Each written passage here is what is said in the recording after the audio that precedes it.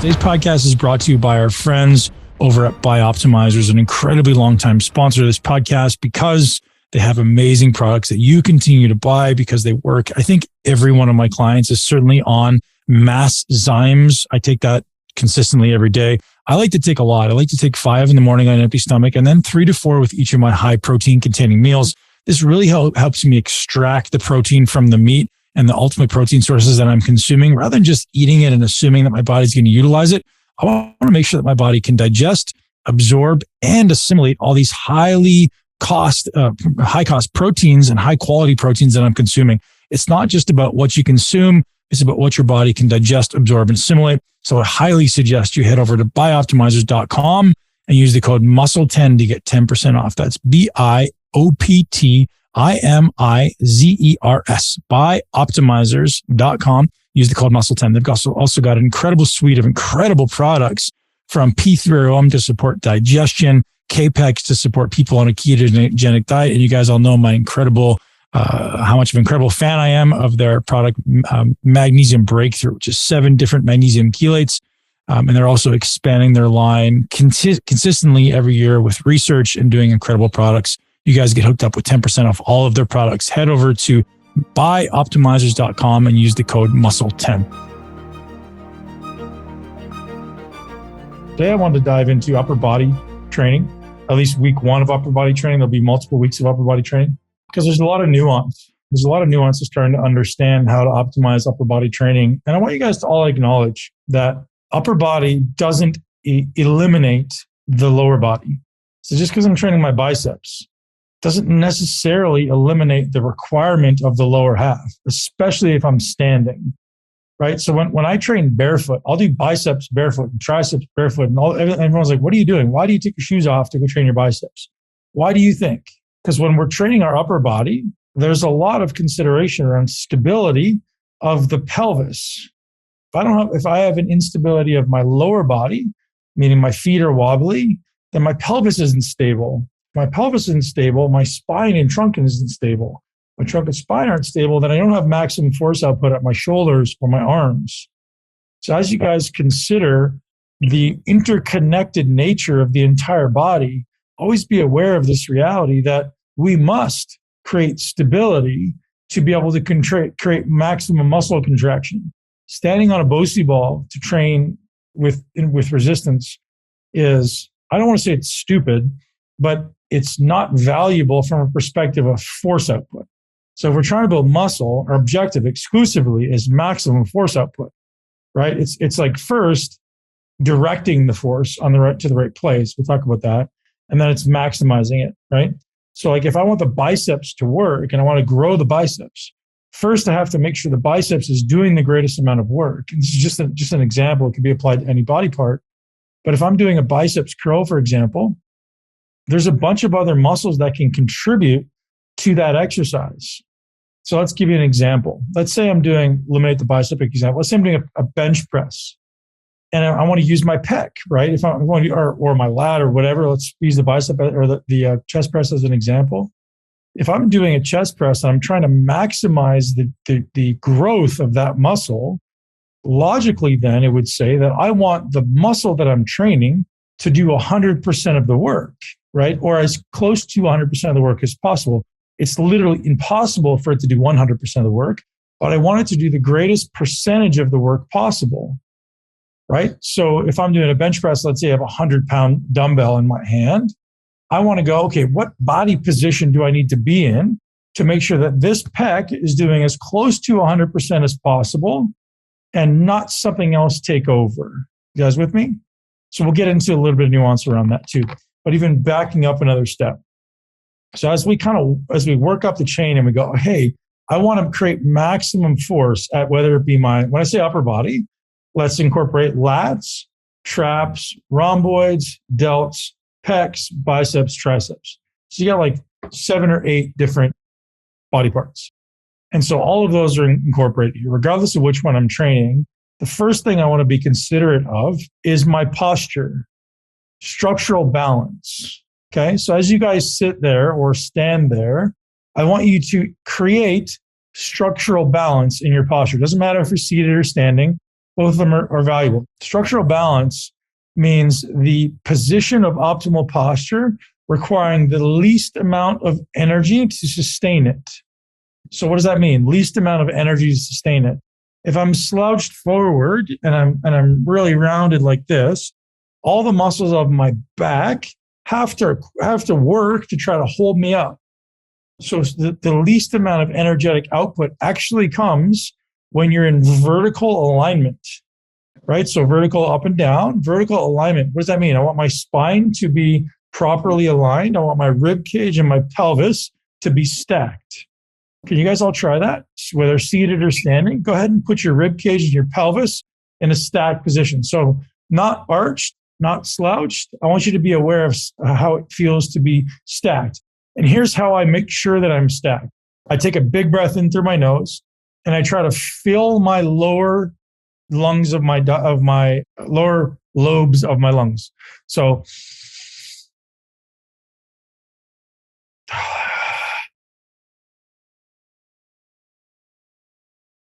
by starting to breathe into the lower lobes of the lungs, I can actually start to feel, is the breath balanced left to right? Is it balanced front to back?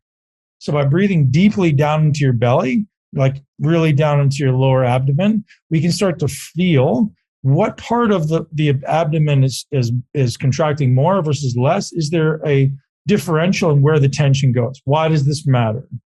Because if we want to generate maximum force output in the upper body, you must treat your trunk and spine like a column, right? If the column is misaligned, let's say this is a column and it's doing this or doing this, they're going opposite directions, you lose stability, therefore you lose force output.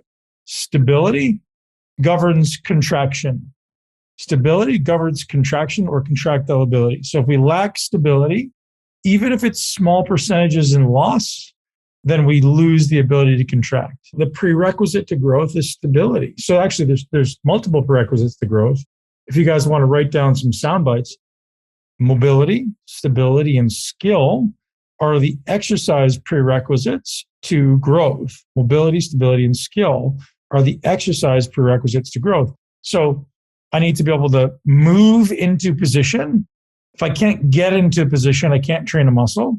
I need to be able to stabilize, which is effectively the ability to not move. And then I need the skill to be able to move through space and time while maintaining tension on a specific muscle. Now, mobility, stability, and skill are all a sliding scale. If I can do it with 10 pounds, that doesn't necessarily qualify me to do it with 100 pounds. So every time I add new elements of complexity or challenge, I have to retest my ability. It doesn't mean, does that make sense? If I can do a 50-pound dumbbell press, that doesn't necessarily mean I can do the same skill on a 60. It just doesn't transfer that directly. Eventually it will, because your nervous system will get it. But in the beginning, I want you guys to start considering structural alignment as the prerequisite to all movements that you do, right? So when you create this structural alignment, you're ultimately creating peak levels of stability, because that's where your body is most stable. Okay, so everything you do starts there, whether it's a bicep curl, whether it's a bench press, whether it's a squat, start at structural alignment. Now, some of you guys go, well, my coach used to tell me to squat and stick my ass out and drive my chest up. And it's just completely wrong, right? I don't care who your coach has been in the past. Like, structural alignment is not an arguable thing. Like, if you take your body out of structural alignment, the only way that makes sense is if sometimes with like really massive powerlifters, they're just trying to decrease the distance. So like a big arch in your bench press would be an example. It doesn't necessarily mean they're stronger in that position. What they're doing is they're creating leverage and decreasing the distance. They're not necessarily stronger. Okay, so that would be where there's nuance. First thing you guys want to do is go, how can I create the most stability possible? So if I stand up and I'm doing a bicep curl, the first thing I'm doing, you guys can't see me very well, but like I'm standing up and I'm rooting my feet into the ground. I'm like trying to anchor my feet into the ground. Like I'm literally trying to grow roots into the ground, trying to really, really wedge into the ground with my feet. So then that forces me to contract with my glutes, my quads, and my hamstrings into the ground. So if you were to run into me from the side right now, like you could run into my leg, you could run into my hip, you could run into my shoulder. I'm not moving. You could try to shove me. I'm not moving. I'm rooted like an athlete, right? Like an athlete trying to play a sport I'm athletic, my knees are slightly bent, but I'm deeply rooted into the ground. That gives me this stable foundation from the bottom up to allow me to start generating maximum force. From there, I'm trying to create stability in my glutes and my abdominals, my trunk and spine. So now I'm braced from literally here down, right? Everything from this point down is literally is braced. It's like locked in stone. Now the motion can happen at either a single joint or multiple joints from this point up. With me? So we're learning to create the ability to not move. It's important to acknowledge not moving is a very, very important skill in exercise. So as you guys train, if you're looking to improve efficacy and output, strive for greater amounts of stability. I have a client in my coaching from Czech Republic, and this guy sends me videos 2 or 3 times a week. And I won't say his name. He's not on this call, but I won't say his name. And he's probably capable of 50% more than he actually does when he trains, but he doesn't understand yet the concept of stability. So what I want you guys to do, all of you guys do this, you can do it now and you can do it every time you step into the gym. I want you to imagine that you have, let's say you can curl, we have twice as much weight as your single rep max. So let's say you're going to do a bench press. Let's say for this example, do a bicep curl just because I can visually show it. So if I'm going to do a bicep curl, I want to imagine, normally I'd curl like, let's say, 40, 50 pounds. Let's say I have 80 in my hand. I want you guys to all do this. Grab a pencil, or imagine you have a pencil in your hand, or imagine you have a dumbbell in your hand. And I want you to double the maximum amount of weight you can normally hold. And I want you just to start by holding it at 90 degrees. So how much tension and force can you put through that bicep as though it's an 80-pound dumbbell, or as a 40 or 50, whatever would be twice your maximum weight? Try that. And so now try to direct the tension so you're not putting more tension through your hand or your wrist than you are your bicep. Your bicep should be the part of your body that's contracting the most. Now, if you can't feel it there, take it up into the short position. So like forearm touches the bicep, and stay there a little bit longer. It may be useful for you to actually come into a little bit of shoulder flexion. So the shoulder comes up a little bit. So you'll start to feel the bicep contract. We really want to make sure you get like almost a crampy feeling in that bicep. Okay, you guys feel that? Now ramp up that contraction. So right now, let's say you're at a 5 or a 6 out of 10. I want you to take it to like a 7 or an 8 out of 10. Maybe you take it to a 9 out of 10. Maybe you take it to a 10 out of 10 and really, really squeeze and contract, right? So we're directing tension. This is called top-down upper motor neurons controlling lower motor neurons. So we're trying to create top-down control of the bicep contraction and really ramp it up. Like you have a huge amount of dumbbell in that hand. Now, you guys are contracting for 20 seconds or something like that. Hopefully by now you're starting to feel the biceps a little bit. And as we're training, I want you to conceptualize, regardless the weight you have in your hand, we're trying to create maximum muscular tension on every inch of every rep. So everybody now, since we're doing the bicep, I want you to extend your arm. You can extend it to the side, you can extend it down at your side, doesn't matter. And I want you to contract your bicep as hard as you can without moving. So squeeze it. And from that position, now let's say you're at like a 3 out of 10. Hold it at a 3 out of 10. Just enough contraction to feel it. Now let's go to 4 out of 10. So it's a little bit more. 5 out of 10. 6 out of 10. You'll notice around 6 out of 10, it starts to bend a little bit, doesn't it? But you got to contract the tricep to make sure it doesn't contract. So it doesn't bend. So now keep going hard. Squeeze so hard now that the bicep starts to win the tug of war. So the bicep starts to squeeze and really start to pull in. Now that I'm at like a 10 out of 10, it's starting to move. Yeah, now go the opposite direction, but make sure you contract the bicep in the opposite direction. So you're trying to keep the tension on the bicep as you go the other way. So guys, what I want you to acknowledge is the ability to generate force, the ability to generate tension in a muscle without resistance. Obviously, we need resistance at some level to build muscle, but what we must learn how to do, or what I suggest we learn how to do, is learn how to contract muscles in isolation without resistance. Okay, so if you can't contract them without resistance, chances of you contracting them well with resistance is almost insignificant. So I want you guys to all play with learning to contract muscles from every aspect of the entire range of motion. Notice how we start at the lengthened position, we squeeze all the way in the shortened position. That's the same with every muscle. Every muscle in the body has a lengthened position or a stretched position, and it has a shortened position, a contracted position. And we need to get strong in every segment of that range of motion. Not just one segment, not just the part where I'm really good and it feels easy and great, the part where I'm not good. So the greatest opportunity in upper body development or in any body part development exists at getting stronger at the ends of the range. So if you guys get stronger in the positions of weakness, intentionally training positions of weakness, your body will develop more effectively. Why? Not because that's necessarily the most correlated with growth, although I'll give you a nuance there in a second, but because when you get stronger at the extremes, you actually scale stability. Stability goes up because you're training these positions of weakness. And when stability goes up, muscle building goes up. Now, there's also some recent data that shows actually an increased muscular building capacity when training a muscle from its lengthened position. So when we train a muscle, we always want to be aware of taking it to a position where we feel a comfortable stretch, right? So let's say we're doing this bench press, right? Taking it to a position where I feel a comfortable stretch. When I'm stretching my pec, I'm actually contracting its antagonist. So in this case, I'm contracting the real delts, I'm contracting the rhomboids, I'm trying to pull things back. I want to lengthen the pec out. And now before I move, I'm contracting the pec. The pec is starting to move, just like we did with the bicep, right? The pecs are squeezing. And I'm not just thinking about moving the weight from point A to point B. I'm thinking about contracting the muscle from lengthen to shorten, right? So what does that look like? This is the one end of the muscle. This is the other end of the muscle, right? This is your origin. This is your insertion. I literally want you to do this. So the motion is pull this end to this end, pull this end to this end, either one. I want to show my upper pec fibers, it's here.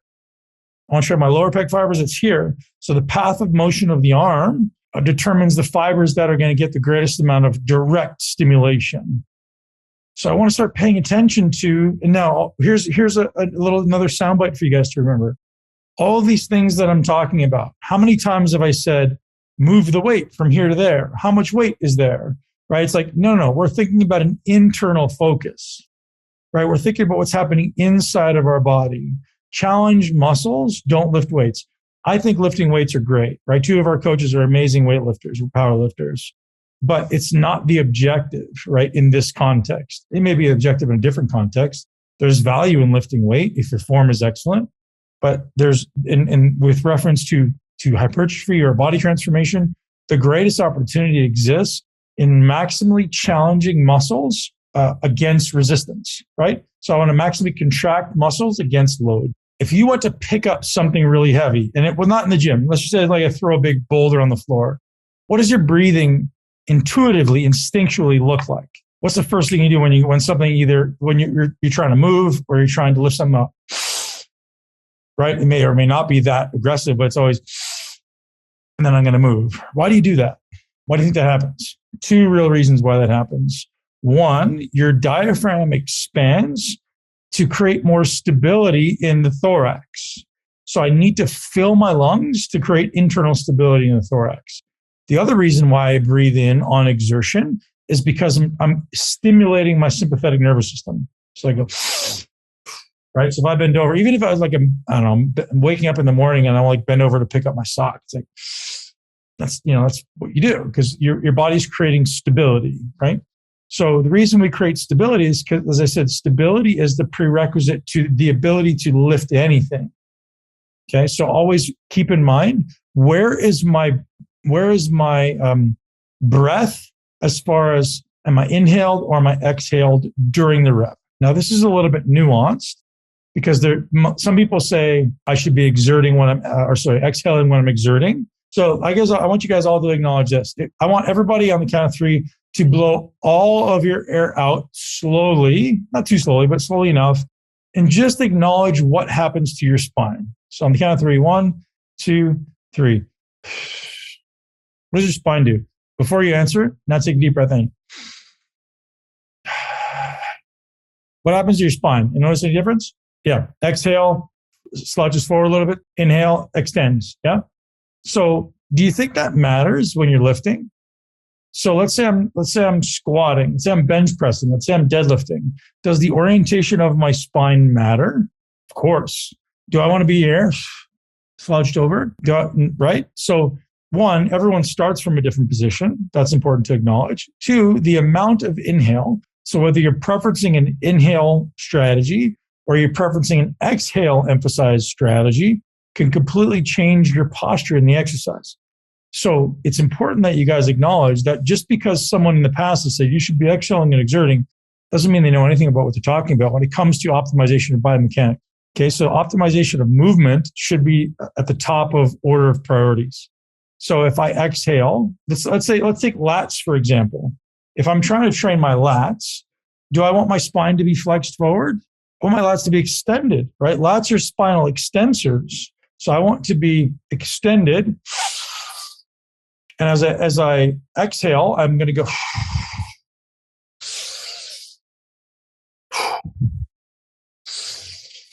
Right? So we talk about breathing. That's the opposite of what most people would advocate when it comes to back training, right? So most people would say, exhale when you're exerting, but it's doing the opposite of what you should be. Does that make sense? So there's a lot of nuance here, guys. I want to be able to generate as much internal stability as someone else can generate using the wall, right? Like I want to be unbendable. That's my personal goal. Like if I'm trying to create force output, I don't want to need the wall. I don't want to need the bench. Like I want to be so strong, positionally strong, that I can generate just as much force without the need for the wall or the bench. But ultimately, it's a really great thought process. It's a really great asset to realize if I want to increase the amount of work to this muscle and I can use the wall, the bench, or whatever, use it. But always just be aware of the aspiration. The best example that I can give you, squat, hack squat. Right? Squat, completely internally stable. And there's nothing outside of you except for the floor, right? The hack squat, completely externally stable, right? Everything from your pelvis to your head is externally stabilized. So which one do you think you can lift more weight on? The hack squat by exponential numbers, typically, right? Because you have so much more external stability. Personally, I want to be able to do about the same. I can't, but I want to be able to do about the same. I aspire to that. Maybe when I was competing, I was close, but even still, probably not.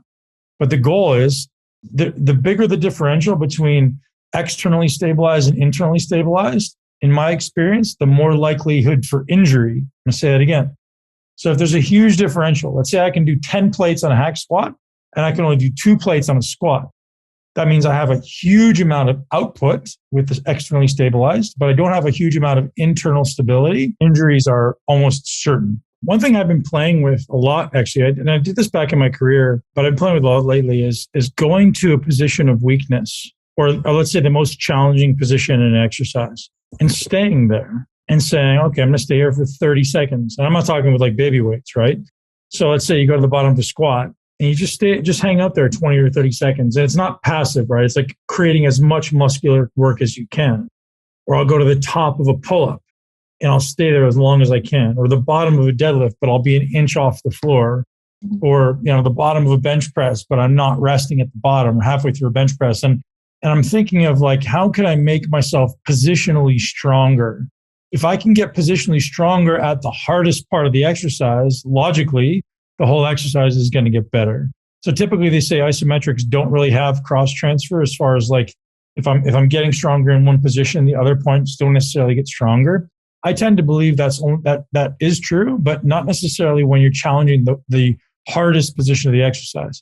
Because in general, if you're getting better at the hardest position of the exercise, the rest of the exercise is usually not the limiting factor, right? The body. So you look for like, what is the part of this exercise that I'm weak at, and spend time there, and simply like get better and better and better at contracting in that position. Now, I'll also say this is very, very common, that sometimes the muscle you're training isn't the thing that's holding you back from progressing. An example, if I'm doing a bicep curl and let's say I'm doing a 30-second isometric hold on a bicep curl, and my shoulder does this, and I can't keep my shoulder in a stable position, my bicep isn't the weakest link in this exercise.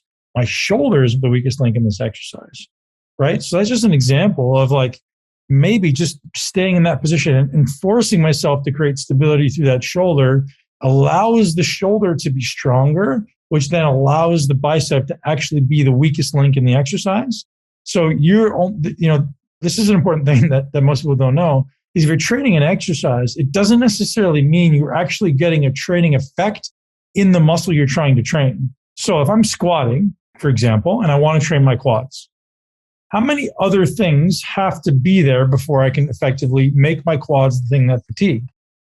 So I have to have the mobility, I have to have the stability, I have to have the skill, I have to have the aerobic fitness, I have to have the lower back strength and mobility and stability. I have to have the glute stability, I have to have the ankle mobility and stability. All of these other things, there's so many other variables and factors that have to be there before I can ultimately make my quads the thing that fatigue. Has anyone ever done a leg workout and been out of breath? Right? Everyone? Yeah. So that tells you that your aerobic fitness is probably more of a bottleneck than your actual quads. So we want to always constantly be looking for this. Ask yourself this simple question. Why did I stop? That's probably the question that changed everything for me as I started to intentionally explore exercise. Why did I stop? And if you can be honest with yourself and start to objectively look through, okay, I stopped because of this, not because of my bicep or my pec. I stopped because I lost focus. I stopped because of my aerobic fitness. I stopped because I lost stability. I stopped because I got a little sloppy in my form. But why did I get sloppy in my form? What was it that broke before the actual muscle did? So there's a lot of nuance there, guys. Thanks for listening to the Muscle Intelligence Podcast. For full episode guides with important takeaways and bonus resources, head over to muscleintelligence.com/learn. If you enjoy the show and find value in the content, please subscribe, share this podcast with at least one person you know and love who would benefit from this content. Leave us a review and support our sponsors. You can see the full list of show sponsors, discounts, and get exclusive Muscle Intelligence deals at muscleintelligence.com/resources. To join our private community and get VIP access to my master classes, upcoming muscle camps, and other resources that we don't post anywhere else, head to muscleintelligence.com/community.